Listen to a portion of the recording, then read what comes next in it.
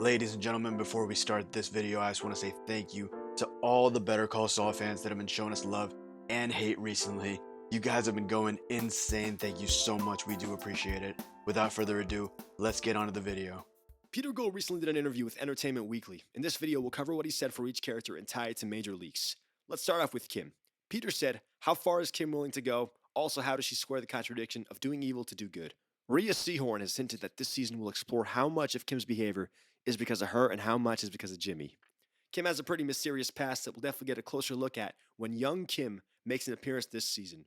In an interview, Vince Gilligan himself said that one reason why Kim is so willing to stick with Jimmy is because she feels bad that she was too hard on her alcoholic mother. I'm guessing that this kind of slippin' Kimmy alter ego of hers isn't as new as we think. We know that she will embark on a heist caper with Jimmy this season, and maybe that'll explain why Gene has diamonds in this scene. Jimmy and Kim will also likely scam the Kettlemans and infiltrate a country club. Jimmy will apply for membership, and when he's rejected, he'll accuse the club of anti-Semitism, because his name's Saul. Anyways, this leaked image that may or may not be from BCS shows an office labeled Central Florida Legal Aid, so maybe this is where Kim ends up. Now, Peter recently confirmed that Jimmy and Kim's addiction to scamming people will destroy them both. With that being said, I don't think they'll be forever out of each other's lives. Remember the Quite a Ride opening? Who else would be calling Jimmy at 3 on his birthday besides Kim? It seems like Kim definitely doesn't die after BCS. Perhaps she goes to jail and she and Jimmy have an arrangement where she calls him every year on his birthday. I don't know, but we'll see. As for Howard, Peter says that Howard has depths that you have not seen yet. You're going to find out what Howard Hamlin's made of. It's maybe not exactly what you would expect. Unless the line in the trailer is a red herring, Howard will be building a case against Jimmy, and it looks like that is actually part of Jimmy's plan. Jimmy will most likely try to run his Nair scam he mentioned in Season 5. As we know, he already has something with a country club going on, and also this image shows Howard with bloody hair, so I really think that this Nair scheme is a possibility that'll be realized this season. Jimmy will also dress up as Howard, just like he did back in Season 1, probably to frame him in a prostitution scandal.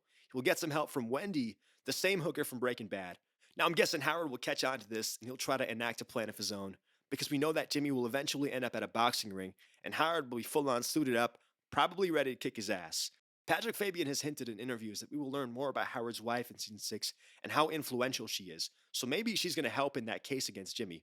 Whatever the case, it looks like Jimmy might end up saving Howard because he recommends an unnamed attorney to Francesca who knew him back when he was Jimmy, and it can't be Kim since Francesca already knows her. This attorney, if you ask me, is probably Howard Hamlin, but it also could be Rich Schweikart or Cliff Main or somebody else we haven't seen yet, but we will see in Season 6.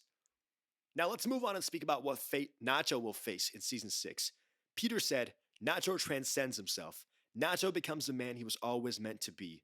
Season 6 is yet to explain how Gus went from threatening Nacho's father to using Mike's line about how fear is an effective motivator on him.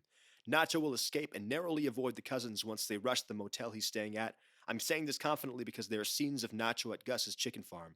So Gus might capture him, but Nacho might sacrifice himself to save his father's life, and in the process, seriously scare Gus to the point where he no longer believes that fear is an effective motivator. That is, until a certain ex-chemistry teacher gets on his nerves. Now, Michael Mando recently did an interview with The Gate where he said that Nacho will not turn to the cops and will handle his predicament himself. He said at the end we get to see Nacho become even higher than he ever expected, but he doesn't want any of it. Michael said the story becomes a moral one about someone trying to do the right thing and also mentioned a twist at the end. He curiously said, and I quote, "Whatever it is, whether he runs away or anything, I'm not saying anything," end quote. I still think Nacho will sacrifice his life to save that of his father's, but to be honest, I can honestly see him running away as well.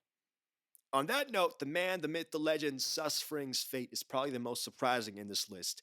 Gus, you're too sus. Peter says, Gus finds love. Now you might be thinking that this means we'll finally see Gus's family that he mentioned in Breaking Bad. However, that is not necessarily the case. Giancarlo Esposito has said in recent interviews that if the creators ever return to the Breaking Bad universe, he'd love to see Gus's family be explored in greater detail. This suggests that Gus's family unfortunately won't appear in Better Call Saul, but perhaps the season will explore a romantic relationship Gus starts that will eventually lead to his family in Breaking Bad, though. Alright, so let me jump in for one of my favorite characters of the series, Mike.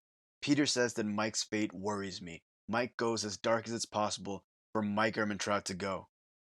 Episode descriptions have revealed that Mike will be questioning his allegiance to Gus, and that's probably because Gus doesn't want to help Nacho out. Mike does everything in his power to help Nacho out in the first 2 episodes, according to early reviews, but will probably be forced by Gus to kill him, and I think that's going to be super hard for Mike, because if you ask me, Mike sees Nacho's relationship with his father and is kind of reminded of his own relationship with his son. Another possibility is that Mike enlists Jimmy to help Nacho out, and that's how Jimmy learns of Nacho's involvement in the plot.